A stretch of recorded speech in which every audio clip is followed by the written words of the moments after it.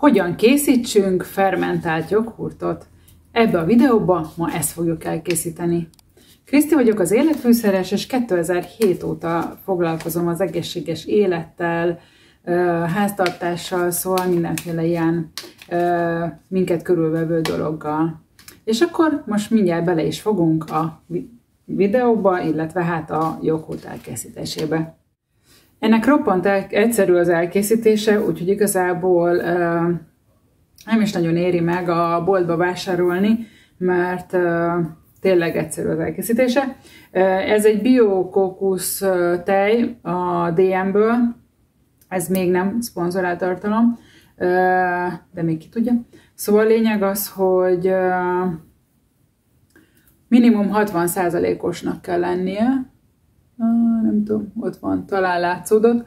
Szóval minimum 60%-osnak kell lennie a kókusznak, és ha lehet, akkor ne legyen stabilizátor, meg ilyen mindenféle az összetevők között. Ebbe 60% kókuszdió kivonat van, víz, és gyakorlatilag ennyi. Tehát lehet, hogy máshol is lehet kapni. Én mindig kutatom, hogy hol lehet egyébként ilyen. Ez az Aroid márka is nagyon jó. Abból lehet kicsit is kapni, meg 1 literest is. Én általában nagyobb méreteket szoktam vásárolni, mert sok mindent készítek itthon. Szóval a lényeg az, hogy ezt fel fogjuk bontani, bele fogjuk önteni az üvegbe, és még amire szükségünk lesz, az egy kis só, vagy valaki tehet cukrot is bele, mert a fermentáláshoz az teljesen mindegy, hogy sót vagy cukrot használunk, mert mind a kettőt meg fogja enni a baci, és így termeli a jó kis pre- és probiotikumot. Pannit nagyon szeretem, eszméletlen aranyos csaj, és rengeteg irdatlan nagy tudása van. Ő állati dolgokból csinál mindenféle sajtokat, tanfolyamot is. Hát ez sem a reklám helye, de annyira imádom, mert annyira ügyes, úgyhogy majd beszélek is vele, hogy na, mindegy. Szóval a lényeg az, hogy ez az ő termékcsaládja, ők fejlesztik ezeket a kultúrákat, és az ő kultúrái mindig jól működnek, hogyha mi jól tartjuk, tehát ezeket általában mindig mélyhűtőbe kell tartani, és csak annyit veszünk ki, és annyi időre, ameddig szükséges. Úgyhogy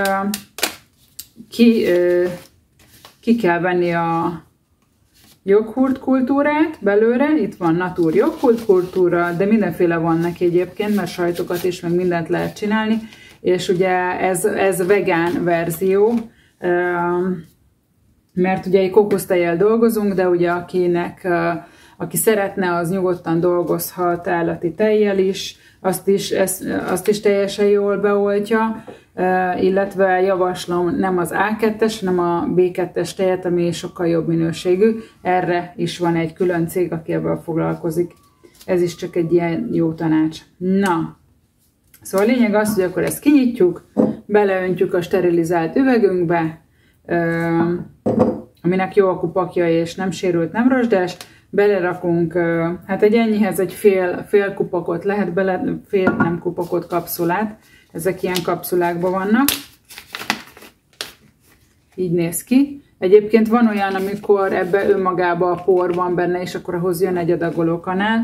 Úgyhogy ezt a port, ennek a felét fogom beletenni, illetve még annyi, hogy ebből ez így hát viszonylag folyékonyabb joghurt, vagy egyéb más tejtermék fog elkészülni, de ha szeretnénk, hogy sűrűbb legyen, akkor mindjárt elmondom a barba trükköt.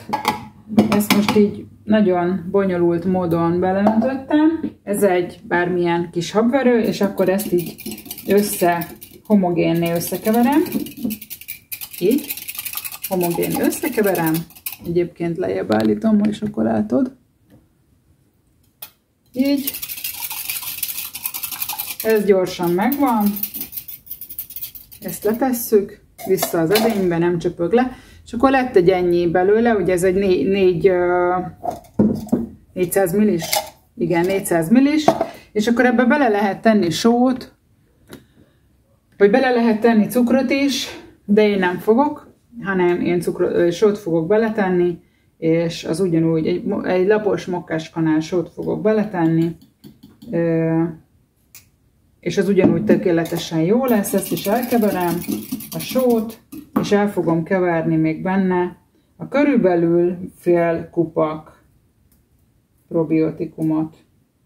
Szóval összefoglalom, ebbe a sűrű tej vagy hígabb tejszín állagba, amit habverővel felkevertem homogénné, utána beleraktam a probiotikumból egy fél kapszulát, meg egy lapos mokkáskanál sót vagy cukrot, amelyik neked szimpatikusabb, és most fogok belerakni egy lapos vagy 2 lapos mokkáskanál konyaklisztet,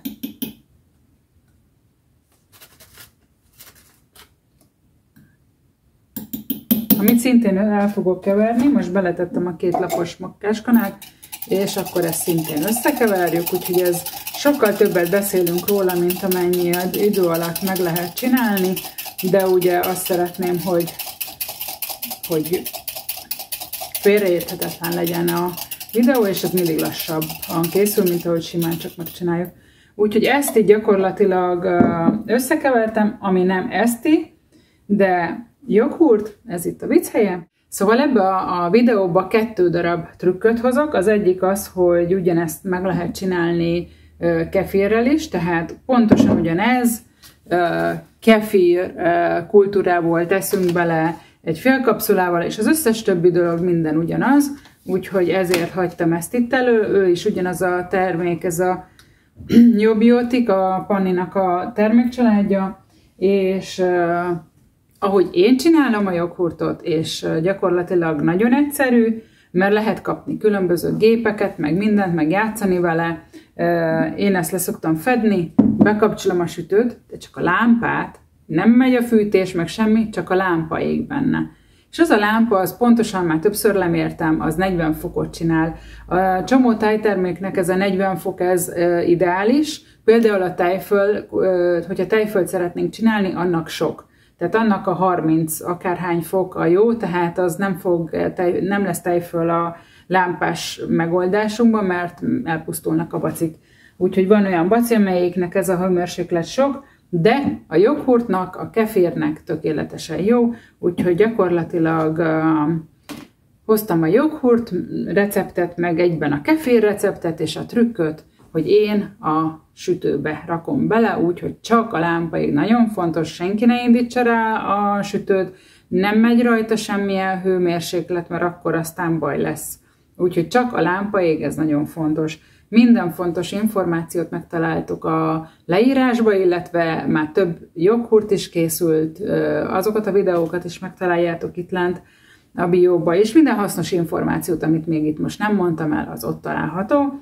Recept, ezt a nagyon egyszerű receptet is leírjuk a videóba, úgyhogy nagyon fontos, hogy ne felejts el feliratkozni, mert akkor ilyen szuper kis videókat tudok neked hozni, és akkor ez mindenkinek jó lesz, főképpen neked.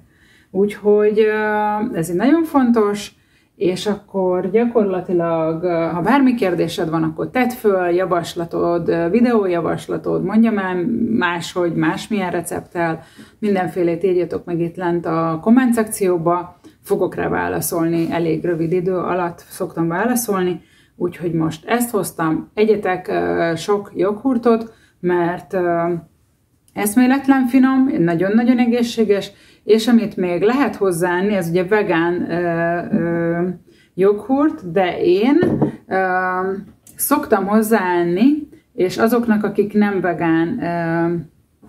vegán chipset vagy bármit szeretnének enni, azoknak javaslom ezt a keto chipset, a Pannonia keto chipset, és gyakorlatilag ez eszméletlen finom, nincs benne szénhidrát, ez normál sós, ez paprikás, meg van fokhagymás, és hogyha rendeltek ilyen kóstolócsomagot, akkor jön hozzá ilyen receptes füzet. Hát én egy étkezést kompletten kiszoktam, vagy ezzel szoktam, hogy ilyen joghurtot, ilyen chipszel, és akkor gyakorlatilag teljesen jó.